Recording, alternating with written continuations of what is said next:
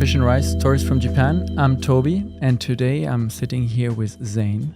Thank you very much for coming. What's up, my G? Zane, you're a fashion designer here in Osaka, and I think it's been quite the journey for you to get where you are today. And so we're gonna go through that journey today, but maybe first, could you introduce yourself a little bit? Who are you and where are you from? That is a very difficult question. I'll try to answer it the best that I can.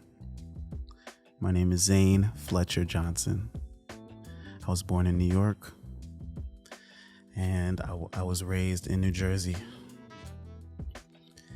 And now I am in Osaka, Japan. That's a long way from home.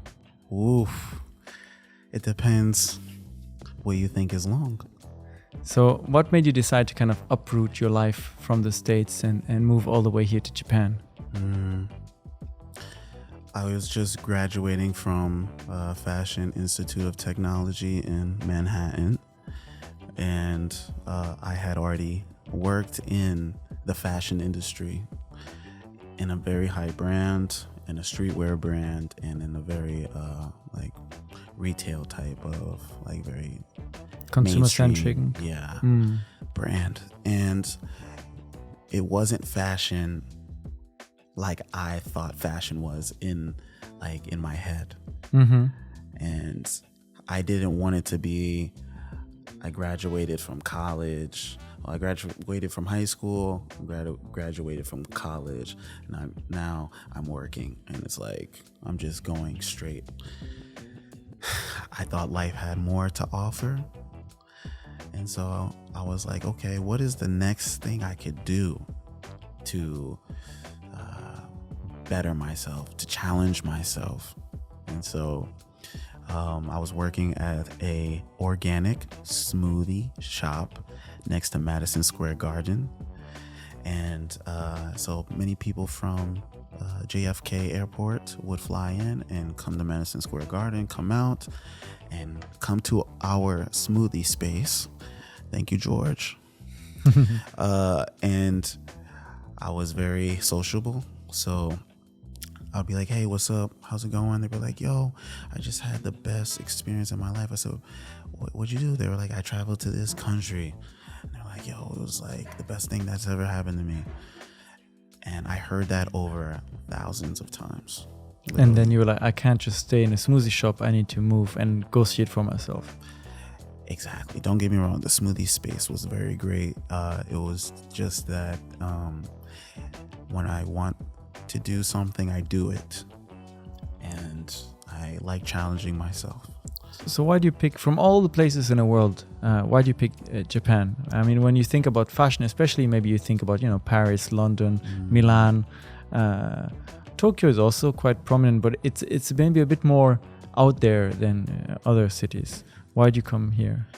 God, you are a great speaker and a great listener, which you need for a podcast.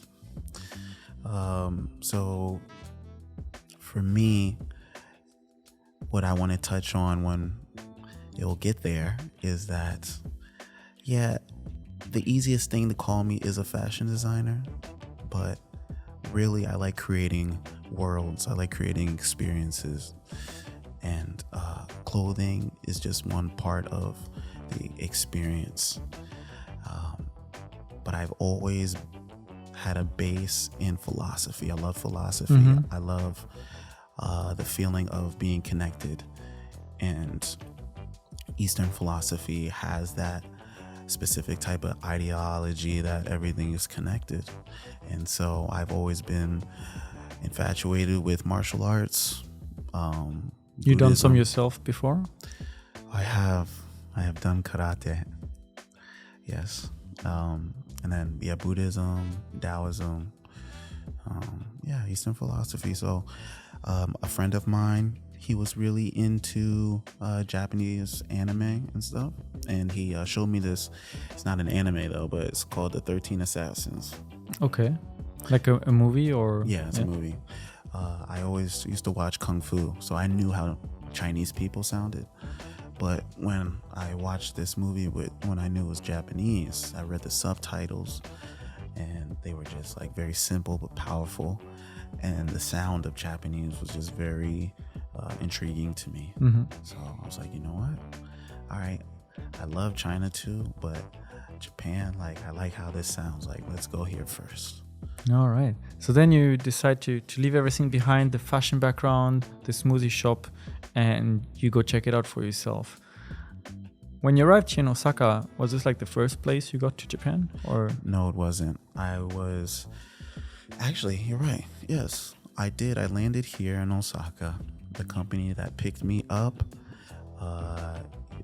is in Hyogo, and next to Himeji. What kind of company was it? It was an Eikaiwa. Okay, so you came like many people do as an English teacher first, and kind of, all right, this is my entry point. I'll start with that. And how did that go for you?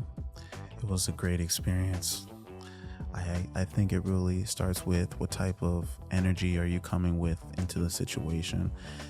And I was coming from New York, where it was very busy. It was very easy to forget that you are living one life. And so then I come to this space where there's nothing but trees you're surrounded by. And I'm in this new space. I can't read anything. Luckily, the guy who picked me up, he speaks English, my boss at that time. It was just amazing to me, man. It's a completely different change. Yeah. What was the most challenging, though, when you first came, besides the language, maybe?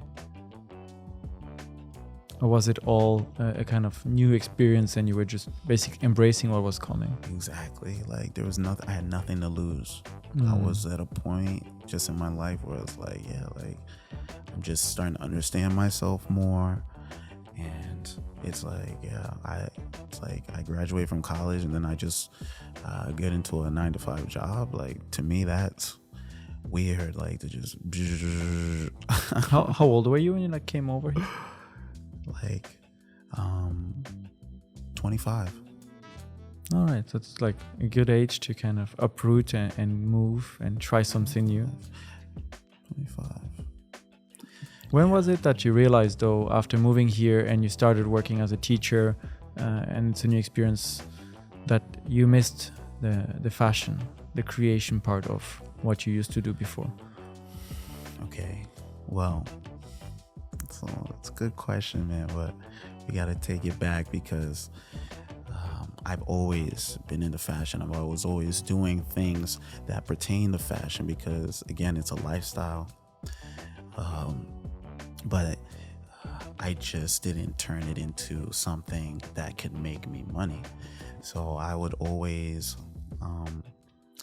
so let's just start where fashion, this whole Hinomaru first started. So Hinomaru is a company you started. Yes, is your own, can you call it a label or a fashion brand, or how would you define it?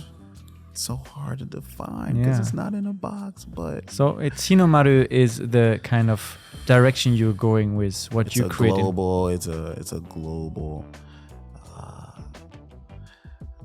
company. It's your fashion company. Nah. More than the a company. Fashion word has to disappear because it's way more than fashion. So how did Hinomaru start? So basically, right, I was living in the countryside and there was a guy, because I couldn't speak Japanese, I would go to this Japanese speaking class, and then there was this guy that was there and we became close, and he was an older gentleman, and he then started teaching me Japanese, and then I would go to his house right down the street, maybe 10-15 minutes away, got to know his family, got really close. And one day, it was maybe my birthday or like, it wasn't Christmas, it was definitely hot. He gave me a Samue, the garment that I have on right now. And I put it on, I'm like, okay, wait, this is a Japanese garment? I've never seen this. When I was in America, I'd only see kimonos. I'm like, what is, like, I love wearing this. And then I just found out what it was for, which is, they were worn by the Zen monks when they're doing shugyo, which is ascetic practices. So it's a garment to basically become a better self. And for me, I also did karate, So it's similar to a karate dogi. And so it's like, makes sense. Like, oh, wow. Of course I want to wear this every day. Like, I was wearing it all the time. I still have it to this day because... The one the man offered you. Yeah. So like, yeah. So it all started from there. And then so I had my own, right? And then I was like, you know what? This is cool. I like making clothes. I was making clothes in America. Like, I want to make my own. Going around trying to find different places to make them. Like, here, can you make this for me? Like, no, I'm sorry, we can't do that. And the seamstress, like, places that sew your clothes. Can you make this? It's gonna be like $300. Wow. And then like, I just kept looking around, couldn't find it. I remember one day, me and my friends just went to Himeji Castle. That's where it was, in Himeji. Very special place as well. Found this secondhand kimono rental space, and of course, right next to the castle. You want to take pictures in a kimono? It'd be great. Yeah, right? A lot of people do that. So I just went in there, looked around, see what they had, and then I was just like, you know what? I'm out here. Let me just ask them. Let me see if they can make this. Mm-hmm. I said, yo, can you make a Samue for me? They were like, yeah. I was like, what? I was like, how much? She was like, like $50, $60. I was like, oh yeah, that's okay, let's do that. And I'm like, still like kind of hesitant because I'm like, all right, is this really about to happen? You know what I'm saying? But yeah, they made it and then they gave it back. I was like, wow, this is so cool. Making your own Samue. Like, I'm in Japan, like making Japanese clothes. You kidding me? This is cool. Like a dream come true. Bro, I cried. Like, I teared up because it's just like, wow.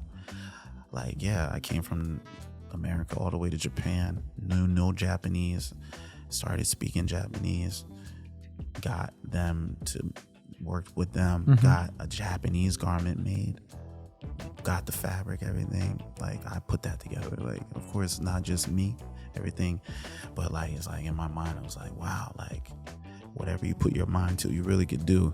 So from there, just started making tons of different ones.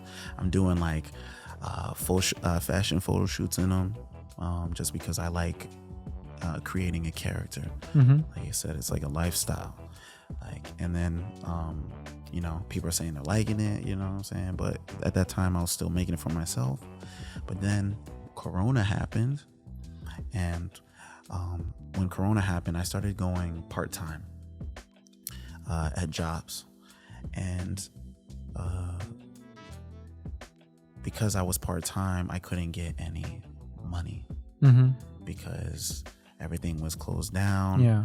And so like, they were only taking care of people who were working full-time. And like, at that time, I had such a big network of different jobs at that time that I was hitting up a lot of different companies, and I was a good worker. Kind of other freelance or like stand-in and doing all kinds of different events and stuff. And so like, I hit everyone up, even though they like me. They're like, no, Zane, I can't give you anything. Like, there's nothing here to give. And so at that time, I just felt at a very low point because I pride myself in taking care of myself, and I couldn't do anything. I was relying on other people to give me a paycheck. And for me, that didn't sit well at all. And so at that moment, I was like, you know what? Everything that I've ever put my mind to, I've completed, but I've just never stayed consistent. And so I was like, what have I always loved in my whole life? And that's clothes. So I said, yeah, let's start with fashion. Let's make a fashion brand. I never thought of putting a monetary value on it. It was more of like, this is just what I do. But I'm not a business. I'm very weak in the business sense because I'm just I'm just doing it out of passion. So you're more focused on the creative side of creating what you envision for those clothes. And so you start Hinomaru and you start kind of taking on traditional Japanese garment, but mixing them in a way with modern streetwear. And if we take a look maybe at your website and what's currently available, we can see that it's not what you would typically see, for example, a monk wearing in a prayer room. It has a modern touch. How did you kind of decide to blend these both worlds? What was the turning point there? Okay. Well, I was always attracted to it, and I think it was recently when I started living by myself, because I was married. I got divorced, and it was after that I got divorced that I had to do everything for myself, and I was literally still following my dreams. So or just the things in my mind, right? Keep making what you see come true. Exactly. There you go. Good way to put it. And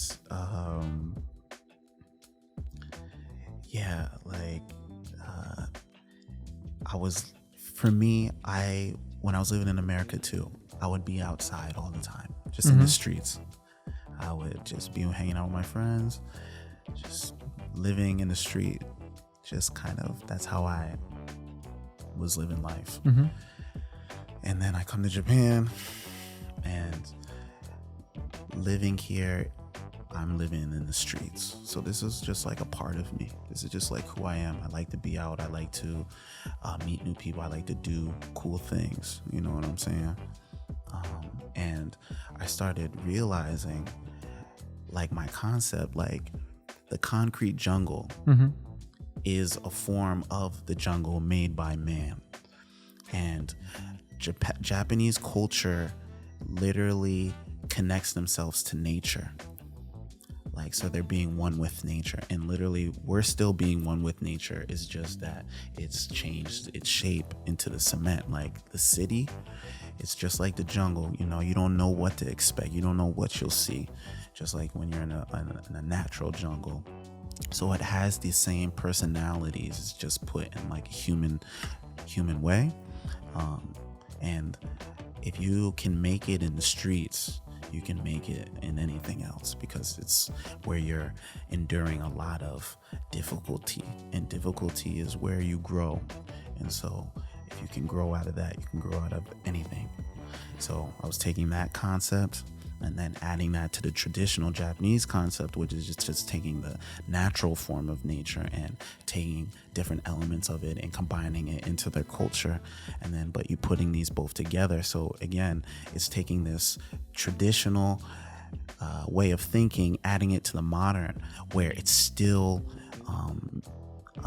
makes sense. Like, the knowledge can still be used today. When you add that old wisdom to a modern way of thought, you're just going to move way better, because it was much more about internalizing rather than external. Now we're much more about external than internal. So the yin and yang of like Western culture with the Japanese culture, like unstoppable. So when you mix these kind of like very traditional garments and your modern infusion and your modern ideas and concepts of kind of fitting into a concrete jungle and maybe more utility to the clothes, exactly. How do you keep a balance between everything? Trial and error. You cannot make exactly what you want to make. I'm making clothes for people who are living in this daily life. So like putting a new design out and then hearing the response or the feedback, or seeing how the feedback is, but also how I've displayed it is also very important. But I still haven't figured it out. I still think all my designs are super great. It's just that I haven't put them in the right space for them to be seen. But it's always, it never ends. Like, I'm always trying to better myself. So like, and create the vision clear that's in my mind and bring it to this reality. You mentioned a few garments. You mentioned the kimono that maybe a lot of people are familiar with, and maybe the more summary version would be the yukata. Right. And you mentioned that the one garment that really changed everything for you was a samue. Right. But there's many more. Right. Is there any specific garment that you particularly like to work with or see value in, and that this is the one thing that I want to try to perfect? the Samue. I don't want to say I want to try to perfect the Samue. I want the Samue to be a part of people's modern daily fashion. It is intentional clothing. I don't change the silhouette of the garment. I keep the garment the same way that they have traditionally been making it for hundreds of years. But I just add a modern element to it to get people to be interested into it. It's like, my friend told me, it's like the Samue is an apple, but people don't want to just eat an apple. They want to get caramel drizzled all over it. You feel me? Like you here, and then, you know, you get people interested. But of course, yeah, it just fits more with the atmosphere, with the modern aspect. But then, like, it still contains that traditional energy. All Japanese clothes have purpose. They were made for purpose. Like the shoes that I have on, the tabi that people are just like becoming familiar with, they were made because you get more strength in your feet when you can grip the ground. So it's allowing for your big toe to grip the ground. Everything has purpose. And so the Samue has a purpose of, if you take away the religion the aspect of it, it's to become a better self. It's to, and one thing why I love Buddhism is that it's about taking away the thoughts and then becoming nothing, rather than trying to get good merits and trying to get your way to heaven. It's taking everything that has become attached to you and letting go of it and becoming free. So all of that thought that is in that garment, because it was in that environment, you know what I'm saying? You take a lion out of its environment, you come here, it's still going to be a lion. You know what I'm saying? Like, so it still carries that essence in the garment. And why is it shaped like this? Well, it has no buttons, has no zippers. It's much looser, right? If you think about it, then it gives you a relaxed feeling. It's an experience. When you put on the clothes, it puts you in a new state of mind. Like, there's no zippers. You tie it with a string. You put left over right. You know what I'm saying? That is it just gives a different type of vibe. And you put on a t-shirt, you gotta like put your hand don't get me wrong, that's like cool, right? But it puts you in a different mind state, right? So it's like, just like speaking English and speaking Japanese, if you can speak one, it's great. You can do a lot of things in it. But if you have two, that's where you make the triangle.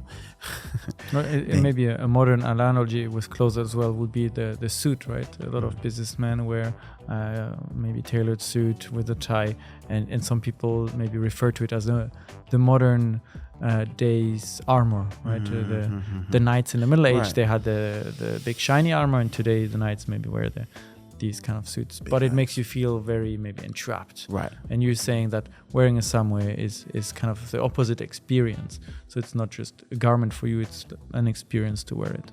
Everything, as I have been going on this journey of creating this idea that I have in my mind and bringing it here, is that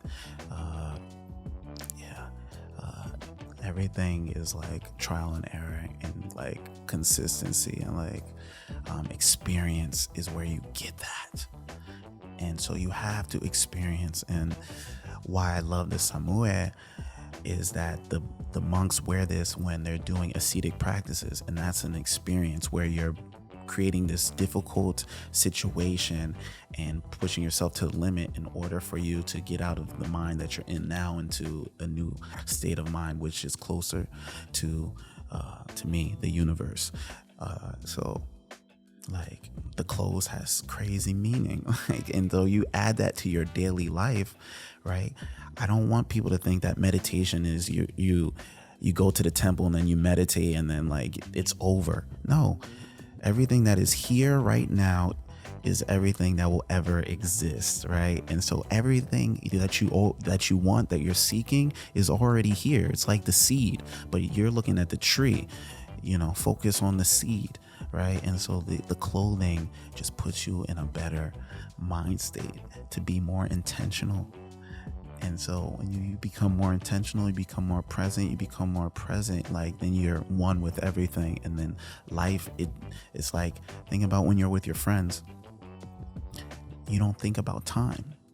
like, because time really doesn't exist. And like, we create time, but so if you're living in the moment, you're not even thinking about time. You're just being one. You're just being, right? And so that's the feeling I want people to feel. And so I call it an experience. So I'm trying to create the atmosphere for you to inspire that specific type of way of being. So in a way, if we kind of backtrack a little bit and summarize this, right? Forgive me. Your experience or your idea with Hinomaru kind of started from your own experience wearing a Samue for the first time. And then you started making them for yourself and realized, okay, these traditional garments, why don't people wear them more today? They're still good. And then you kind of found a way to modernize it by keeping the traditional aspects of it, but with a modern twist, like the caramel to the apple, right? And now your vision, and correct me if I'm wrong, that you want to realize with your brand is to give people a new experience of daily life through clothes that they've never worn before. Am I so far on the right track in a simplified way? Yes, you're a great talker and listener, and I'm enjoying this conversation. So for you, it's very philosophical in a way, right? Oh, that's why I said it's not a fashion brand. It's a lifestyle. It's like the clothing is a part of the experience. And right, to me, it's a tool. It's a tool that our life is a meditation, right? But it's easy to fall out of being present because we're worried about so many different things, right? And that's because we separate everything, right? But it's not what, it's a how. So how you do things, right? And so if you have the same principles for everything that you do, like, then you don't have to worry about what it is, right? It's like, how do you attack it? You know what I'm saying? So it doesn't matter what. There's so many different forms. So like, you're like, I got work, and then I go home and I spend time with my family, and then I have my free time. Like you categorize these. Now it's like separated, but you could take the same principles and apply them to all and have a much better, you can learn from working and then use that with your friends. And then like when you're free time with your friend, you can use the way that you're with your friends and use that in your free time. Like they're all connected because you, right? Everything that is consistent in that is you. You are the seed to all of that, right? So it's like, it's all about the experience. And so creating an experience where you're the most at the highest level of being aware. And so the clothes, right? What you wear, right? It makes you feel a certain way, right? And so, like I said, not having any buttons, not having any zippers, closing left over right. It's very simple, smooth, quick, like, and like, why it's all based in my ideology is all based in Japanese culture is because they are very good at creating experiences. You know this for yourself. You go to a sento or an onsen, you're looking over the mountains, you know what I'm saying? Like hot bath, very quiet, this is something a lot of people want to do when they come to Japan, right? Experience a traditional onsen and sento. Yeah. You know what I'm saying? And it's a feeling. And then, but you got the karate master, he's moving, very intentional. Like that's all in Japanese culture. Tea ceremony, sado, you know what I'm saying? Everything. It is connected in everything. And so they understood that like they're living with nature and that they becoming one with nature, you can move a lot better. All right. So I think the same thing, except we are living in a modern type of world. So you have to change like that app. You have to change. You've got to put caramel on the apple. So people be like, oh, wow. Yeah. Like, you know what I'm saying? Let's wear this. And then they experience it and they can feel it. Now they might not like it only because they're not used to it. Right. Because if you've been wearing Western clothes your whole life and you put on a Japanese garment, you're like, oh my God, like it's very baggy, it's loose. But in everything that helps you grow, you're gonna feel uncomfortable. Right? This is something I want to ask you now, because you mentioned that one of the things that really tipped the balance for you into starting Hinomaru was you realized you were depending on so many other people for your paycheck, and you were like not satisfied with that. You wanted to be independent, kind of deciding for yourself which way you're going, and you realize you can do clothes. You want to maybe monetize this. Now you have a vision and you've realized that vision, but how do you get people now to purchase your products? Because in the end you still need them to buy those garments. You mentioned for a lot of foreigners that experience is very nice, but they are hesitant because I don't know if I can wear this. Can I go back to the United States wearing Samue in the streets of New York? I don't know. Are Japanese people more interested in this, or how do you manage now the business aspects of Hinomaru? So, again, great question, man. And God, you're so intentional. I love it. With the clothes, again, that's why it's not just a fashion. Through my trial and error, I realized, what am I doing this for? Why am I putting myself through so much suffering? So I had to sit with myself and ask myself, what am I really trying to do? And I realized the clothes are just a part of the experience. The clothes are just something that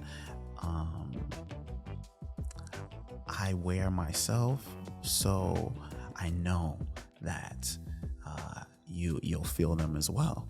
And so I started like clothes.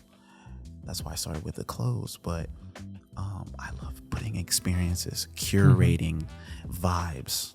I love bringing people together and creating a good harmony between all the different elements. And so recently I've been putting on events where, again, it's called The Awakening, where you're taking the Japanese essence and then applying it to a modern situation so that people could experience this type of energy. And can you give us an example of an event? Yes. So what I'm doing right now is I call it The Awakening. Again, you guys got to remember that. And we do a meditation, and then we do shodo, which is Japanese calligraphy, and then we do tea ceremony, which is sado. So we do these 3 different activities, which I call meditations, and it allows you to get into a relaxed mind state and experience the essence of Japanese culture, because as a foreigner coming here, it's very difficult to feel all of Japanese culture. And so to teach more people about the Japanese culture, because more than like anime and like in movies and how people kind of stereotypically see Japan, right? Like, and if you could feel the essence, you're like, okay, yeah, I get it. And after having that experience, it opens up a new part of your brain, because they're doing things that you've seen movements like this, but you've never seen it like the way that they're doing it. And so that just, it's like working out, you know what I'm saying? You do push-ups, but then you widen your grip, you widen your base, and then you do push-ups. It hits a different part of your chest. That means your part of your brain is growing, and then you experience that. You're like, oh wow, I was so limited. I actually could do this. And then you're like, okay, well, let me try that in my life now. And so now they put it in their daily life. They put that Japanese essence in their daily life, and then boom, that's just started to their change. You know what I'm saying? I want to be that seed to change people's way of thinking of how they do things, because you take the Japanese way of thinking, it can adapt to any way of thinking and refine it. Yes. So in a way, if we talk purely about the business model now that you're working on, is you're creating experiences for travelers. So exactly. Not even just travelers, Japanese people that live here. I'm just doing what I can do at the moment with the network that I have, and who I think it would appeal to more, which would be the people who are coming here. And so, yeah, they put on the garment that becomes a meditation. Then they do a meditation, and then they do calligraphy, which is a meditation, and then they do teaspoon, which is a meditation. Meditation. You talked about calligraphy being a meditation, and I've seen that you do quite a lot of calligraphy. How do you learn this? How do you get into calligraphy? So one thing, just like fashion, I like to express myself through my body, and so I love using my hand to do different body things. And so writing letters, because the letters also have meaning. The kanji, it doesn't just mean one thing, it means like a concept, and it depends on what you connect to it for that concept to give you a different type of outlook. So I always I want to write letters, you know what I'm saying? And so I found a class where I used to live when I first came here. They recommended this lady. I love her to death. She is now gone. Rest in peace. She was a great teacher. Basically, maybe for 2 to 3 years, she was teaching me the fundamentals, man. And when you're first doing it, you're like, why do I have to do it like this? But now, no, you can't stop. Yeah, everything she told me to do, I remember her saying it, and I'm just like, wow, yeah, she was right the whole time. I just wasn't ready for it. And so I love her forever, because it's once you have the fundamentals, you can draw any letter. Now it just depends, how do you want to express that letter, right? So you have the regular Japanese style, which is kaisho, which means just regular style. Then you have gyosho, which is cursive style, and then sosho, which is just pro level. And so once you have the kaisho, though, you can pretty much get how to do the gyosho, but there's people who really go into that world and then really open up the knowledge. And then same with sosho. But you can, once you have the base, you can draw however you want to draw. And I think because I'm a foreigner looking at Japanese kanji, I look at it way different than they do. So I bring a different energy to it. And so for me, you can just have one letter and express a really feeling very deeply. And then it just allows for the viewer to have their own perception. If it's water, right? It depends how you put it. You have water where you shower, you have water where you swim in, you have water that you drink, And so you'll have this whole big concept just for water. And so how you express it, what you put it with. If you put water, a picture of the kanji water next to a waterfall, right? It's gonna give a way different feeling of just the water that's just still, and you a cup of water and just water of the kanji. It's just gonna give a different vibe.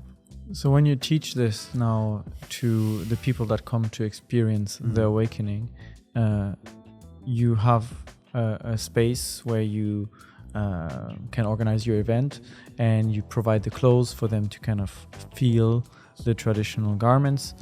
And we'll get more into the experience, because the whole experience is connected to Japanese culture. Yes. So the clothes is a part of Japanese culture. That same way of thinking is part of the way of thinking. And then the activities are all connected to Japanese way of thinking. So what is the kind of reaction you get from people when they might experience this for the first time? And how much, it might be a different question, but how much can you convey of everything you've shared with me now when you have a group and only a limited time to teach them about the different waters that you drink, that you shower with, that you swim, or So I'll start with the first question. People are very relaxed. They're very just taken back, they've never experienced that before. And that's a great feeling. But so kind of going to the onsen, but exactly, yeah. But 3 different versions of the onsen, just in a different type of outside activity. bath, inside bath, and the sauna, right? You just rotate between the 3. So people experience that. But what I want people to take away, because after the event, then we can talk, but I want you to feel the essence I've lived here for 8 years. I've been into writing Japanese, doing martial arts, speaking it. And so I see the similarities in all the different parts of the Japanese culture. So I want you to just want you to feel that part of it, because if you feel that, that's why I love the Japanese culture, is because the consistency, they do something over and over and over and over again to perfect this, just the optimal beauty of like refinement. So that is where everything is consistent through the whole event. Is like in order to do shodo, you gotta have good posture. To do meditation, good posture. To enjoy your tea and drink it well, you have to have good posture. That's just a part of the experience. That starts in every Japanese. Even the little kids in school, they learn about their posture. I think it's just a little more enforced here. I would have probably failed miserably. Yeah, same here, but we'd have been in a different environment. But that's what I'm saying. You take that though, and you're like, yeah, as an older person, you're like, oh, why is my back always hurt? Well, yeah, you're probably not having good posture. You know what I'm saying? It all starts from everything that you're doing, right? So if you just apply these apply these principles to your daily life, you're going to move better. Like, when do you see a karate master get into a fight, even though he knows how to fight the best? Right? Because he's not learning how to fight, he's learning how to control himself. You know what I'm saying? That's the real essence of the karate, putting yourself through difficult situations in order to become more humble. You know what I'm saying? And so again, they have that energy in everything. So for you now, doing this for a few years already, what's been the most challenging into kind of developing your brand, but also your company and now your experiences? Convincing people of something that they've never experienced before, and to pay money for it. Yeah, definitely to pay money for it. Facts. So how do you find partners to help you with garment production? How do you find partners to hold your events? Is this through networking? Is there a place to apply for rental space or? Yeah, see, again, I said I move in the streets, right? So I'm very guerrilla style. And so everything that I've done, I then elevate to a new level. And on this new level, new things come to you, because things that were there before do not exist, because they cannot exist on the new level. And then I meet new people or meet new opportunities that allow me to keep going further. It's really like, to stay consistent, you just keep moving forward. But the part that people are leaving out is that you're going to suffer. And like, suffer sounds like a bad word, but like, even like I said, you work out, your muscles get sore, right? If your muscles didn't get sore, they wouldn't grow. So it's like, this is just a part of the process. And that's what I'm saying. Like, instead of like, of course, when you do something new, you're going to be nervous, uncomfortable, because you never done it before. But this is with anything, doesn't matter what it is. And so when you're doing something that you're passionate about, you stop thinking about the negative. You just do it. It's just like when you're in love with a partner, right? They still annoy you, but you love them so much, like, you know, you just go with it, you know, and you work with it. Again, it's like, how do you do that, right? And so to me, that's about bringing everything together. Like, just because it looks opposite is not opposite. You actually need to become one with it, because if you're against it, then you're not flowing with it. And so the clothing is a tool,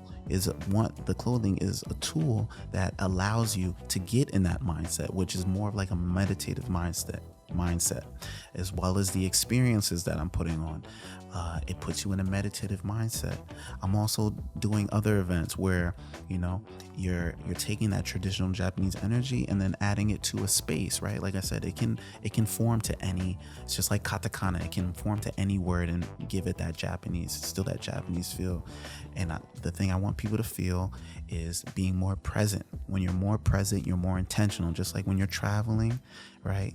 You don't know where you're going. You don't know what's going to happen.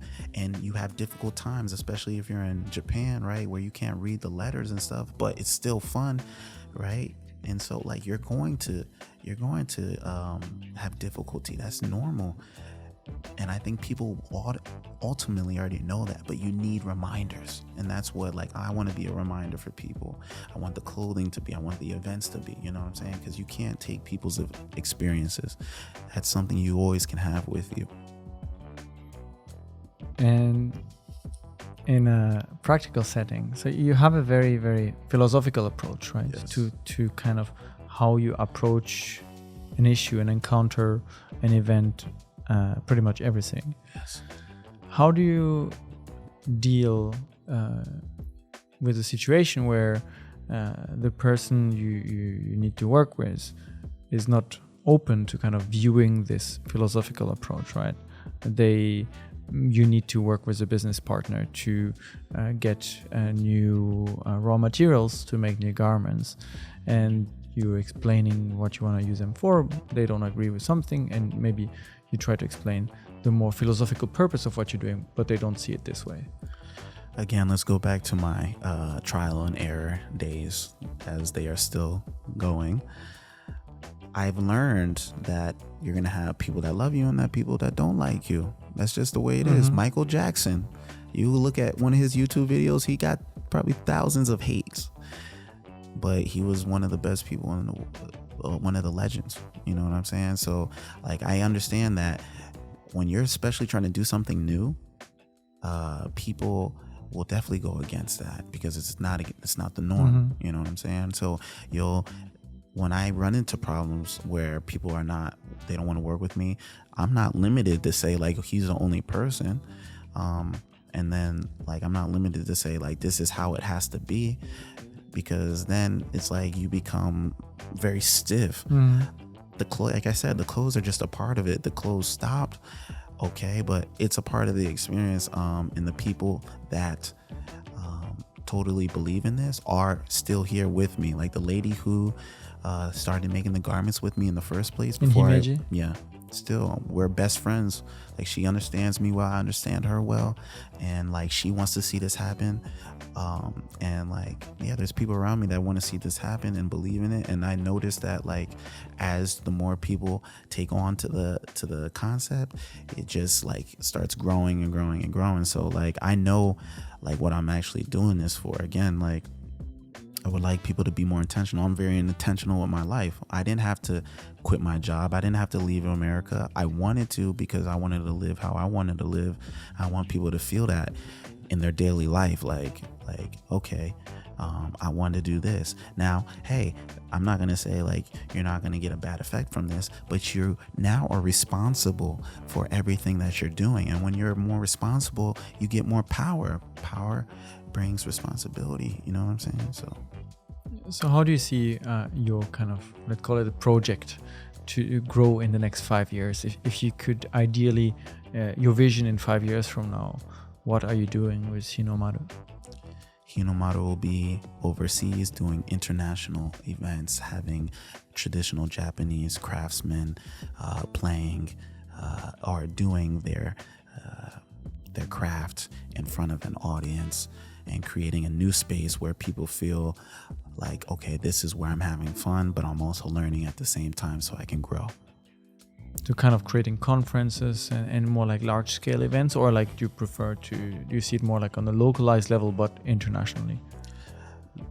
No, global. Like I think, again, like I said, Japanese, it's not like I like love Japanese culture, like, you know, but they've got it. That way of thinking is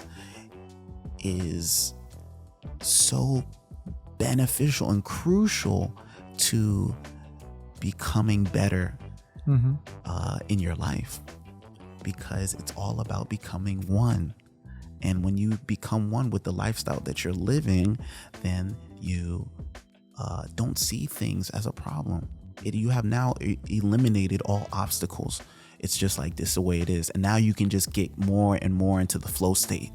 and you get more and more into the flow state. You become one, like the Matrix, like you in the Matrix now, you're in the white room because you know what I'm saying.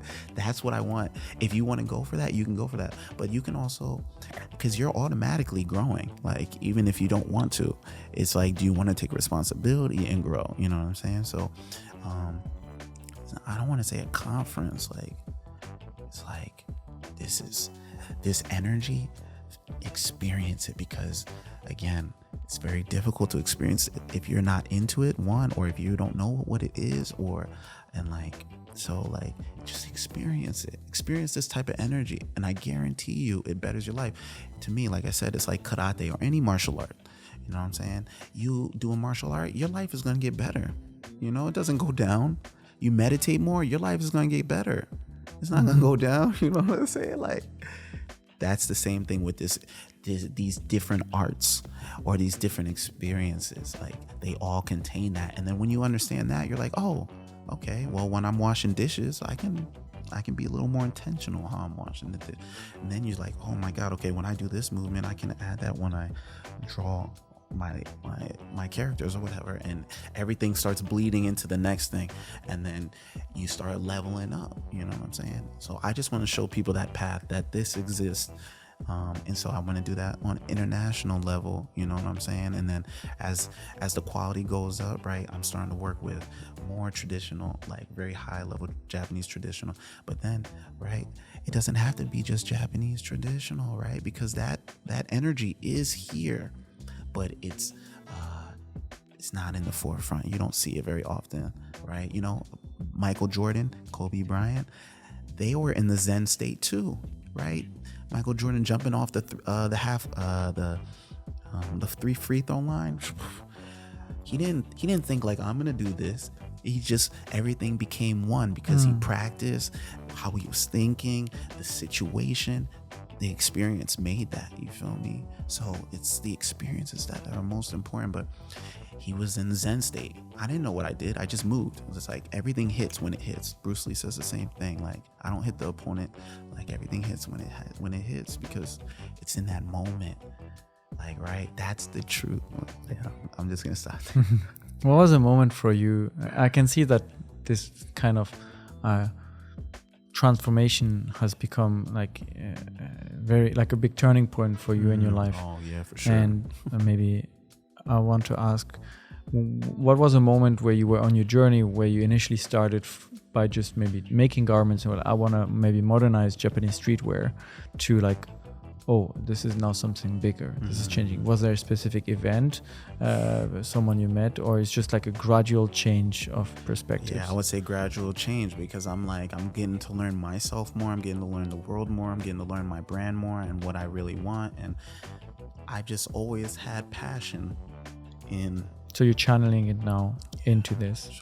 Is there, basically you would be a perfect example of how moving to Japan has profoundly changed your life, right? And your perspective on things. Oh, for sure. Make me the brand ambassador for Japan. Would you say that this could have happened in China? You were mentioning you were familiar with Kung Fu, or was there something specific about Japan? It's definitely it's Japanese way of thinking. Again, I was in America, very Western mind state, but I was also always very into philosophical way of thinking and I was very connected to nature, very connected with everything that's around me. I'm connected very well with my body. And China has that, but that's the traditional Chinese culture. Japanese culture has it in everywhere. Japanese culture has continued from start to the beginning. Chinese culture has changed a lot in between. Japanese culture, Japanese Buddhism, it takes the Sanskrit letters that was used in India. They don't use them anymore. Japan is the only one that still uses it, man. And they took Buddhism and put it in Japan, but they made it Japanese Buddhism. So it's very different from every other Buddhism. So like Japanese culture, it is like, for me, I'm just all about way of thinking. Like, right? That's why I love samurai. Samurai could sit down, kneeled position on the ground, and cut their insides out, and do it with a face of like, yeah, I wanted to do this, even though life is telling you to live on. Like, that's a way of thinking. That's pretty crazy to think like that. And it's Japan's the only one that produced something like that. You know what I'm saying? Like, so it's the Japanese. I look at it as like if you like Pokemon, like Ditto, it just can metamorphosize into anything, but it will be a Japanese shape to it. But you add any energy to it, like it's just going to make you better for a fact. So yeah. So if you look back now at your past 8 years here in Japan, would you do anything differently? I love the life that I have now, so I wouldn't change anything. But if I was to change anything, I would say doing it faster. Not waiting or not thinking about it too much and just doing it. Yeah. Is that the advice you would give to someone about to move to Japan or who recently moved here? You think about it, the mind state that you're in right now is automatically going to have doubts about it because you've never done it before. So you just gotta move, and as you experience, then your mind will adapt to it. So it's like your mind will do whatever you want it to do. You just gotta lead it into that experience. Again, it's all about the experience we could create. I can be like, hey, or I can be like, hey. Two different energies, and that energy is real. It just depends if you're paying attention to it, but it's still affecting you. We like to listen to Siri as a woman than a man, right? It just relaxes you. You know what I'm saying? All these things is because they working, because it's creating a certain experience, right? And so for me, with the Japanese culture, it's creating experience of being one with everything. You know what I'm saying? Getting to that state of mu is nothingness. It really allows you to get to that point, you know what I'm saying? Because everything has meaning. So once every movement has a meaning, now you have created a shape. You created the square, right? But as you do the movements, you don't see them as a point anymore. Now you take away. Now you're at a triangle, right? Because now you're taking away the different parts, and you're now saying one leads into the other. And now once you get the whole thing, you're in a circle. So now you're just flowing. And that's the whole part of Zen. That's the whole like Japanese way of aesthetics, is like getting to that point of circle, you know, where you're not wasting energy. You're always moving. That's longevity, right? And so it's all connected, bro. It's very deep. I'm a deep person. That's why this is the job for me. You know what I'm saying? This is why I love Japanese culture. And this is what I think this is my purpose to bring to people, right? Because life is deep. Life is deep. Your life, your experience, no one in the world or in the universe with these aliens, right? Nothing will have the same experience. Nothing. And it all started from wearing a Samue. So the bottom line, to come back to the start of it, is wear a Samue and you don't know where it's going to take you. Oh my God. That was so smooth. You get a lot of women with that, bro. I guarantee it. I already have one, and that's all I need. Oh my God. So I wanted to ask you one more question before we kind of wrap up the conversation here. What's next for you now? You said right now you're doing events and you're creating garments as part of an experience together with other traditional Japanese things like calligraphy, tea ceremony. And in 5 years from now, you want to do this internationally. So in Japan here, how do you take the next step to making the jump? Continue what I'm doing, go deeper into learning what I'm learning, and be open to opportunities that work with me. Like we were talking about, what if you run into those people that resist the concept? That's fine. That they're supposed to exist, right? But when you link up with the people that match your energy, it's just like Captain Planet, bro. You know, you get all those earth, wind, fire. You just create something that is unstoppable.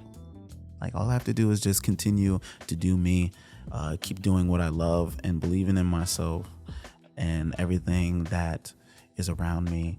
Take care of that as well. Like, and yeah, things take care of themselves, man. I'm just a part of the experience too. That's a nice way to finish. And thank you very much, Zane, for sharing so much about your journey. I thought we'd be talking a lot about fashion and where to source garments and how to stitch together Samue. Yeah, I know. And it quickly evolved into a more philosophical discussion. So maybe that will be the theme of today's podcast. A little look into how to maybe experience modern Japanese culture. That's why when you were saying like fashion brand, I was like, oh my God, you like punched me in my stomach. But it's part of it. It's a starting point. Yeah, it was. And is there something that I should have asked you that you would have liked to talk about that I did not ask you about? No, I think we covered everything. Like, you guys at Fish and Rice, you listeners, he just asked me amazing questions. I've done podcasts, but the questions that you brought out were very intentional with what you asked, and so I respect that energy. It's like you would vibe so well with a Samue. Would it be okay for you to put on a Samue right now? I can try to put on a Samue. Yeah, I think you've got one. Wow. Since we're on camera, we can try it on. All right, so this is a Samue. This is my summer collection. Summer collection. Because it's very hot. Those of you that can't see, it's light blue with a dark blue color, the Hinomaru logo at the back. And it has this kind of sports jersey, modern feeling to it, right? Exactly. I remember those from training when I was younger. Exactly. So you say very smooth to put on. Yes. And left over right? Left over right. Because right over left is for people that are being buried or cremated. Is that correct? Very good. Very well. Very correct. So you should tie the one on the inside to the one on the inside. Oh, there's an attachment inside. Yes. Wow. So it's very nice. It is very light, like you say. Yeah. I'm learning a lot about it from when people wear it. You know what I'm saying? It's getting more experience, and I just want people to know that you don't have to tie it, right? It's like, get creative, get expressive with it. It's like a button up. Think of what like a button up, right? You have a preppy button up, you have a emo button up, you have like a hip hop button up, like how people style it. You know what I'm saying? Be willing to experience something new, right? Exactly. Maybe this is my turning point, wearing this Samue today. No, you're on the same. You're the way you speak is the same. And yes, having a Samue would just be something that would add to your experience that you're already having and refine it just that much more, right? Like, think about like just even a tad bit changes, like a little centimeter can make the bigger butterfly effect, difference. Right? Exactly. Yeah. How do you feel? How does it feel? Yeah, it's nice. It's very light, like you said, and very nice colors as well. For everyone who's looking for them, we'll link your Instagram pages, your website in the comments, so you can see for yourselves what all these very modern garments look like. And when they come to Japan, hopefully soon, or are in Japan, don't hesitate to link up with you to kind of experience the awakening. Thank you, Zane. I appreciate it. You figured me out within this podcast. That's pretty. Thank you for being so open with all the questions and like being willing to go so deep into the answers. It was certainly very interesting for me. I hope it was for all our listeners. Zane, founder of Hinomaru, The Awakening. Thank you for coming. This was Fish and Rice Stories from Japan. Thank you for listening, for watching, and we'll see you again next week. All right.